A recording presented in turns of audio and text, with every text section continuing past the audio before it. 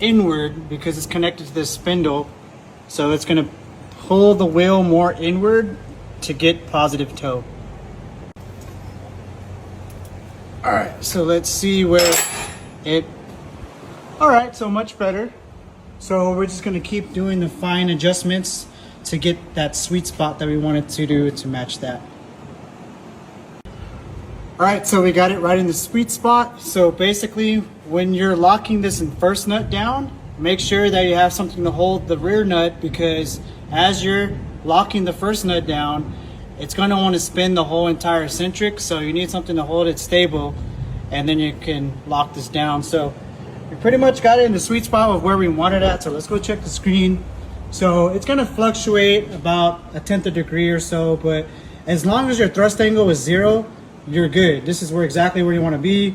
So if it's off like 1 or 2 points, which is nothing, that's like 1/100th of a degree, which is essentially nothing. So as long as we're relatively close to where we want to be and your thrust angle is 0, that means your car is going to thrust straight.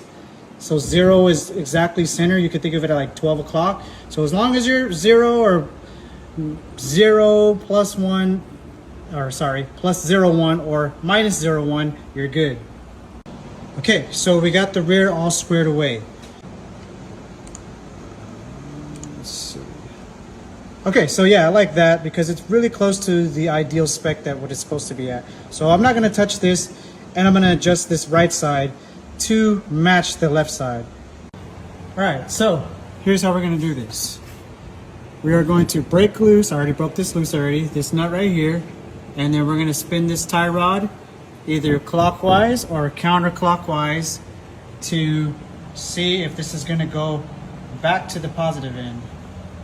So let's try to go counterclockwise. All right, about quarter turn, let's see what happened.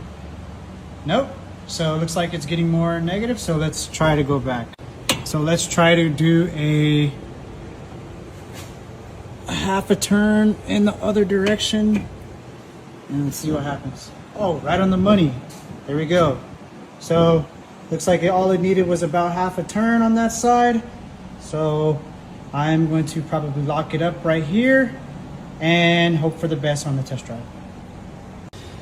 Before I end the video, I just wanted to make sure that you guys know to hold this end down with the inner tie rod with one hand and then torque it down with your other hand on the nut, because you don't want this to spin as you're trying to torque this down, because then the alignment will move.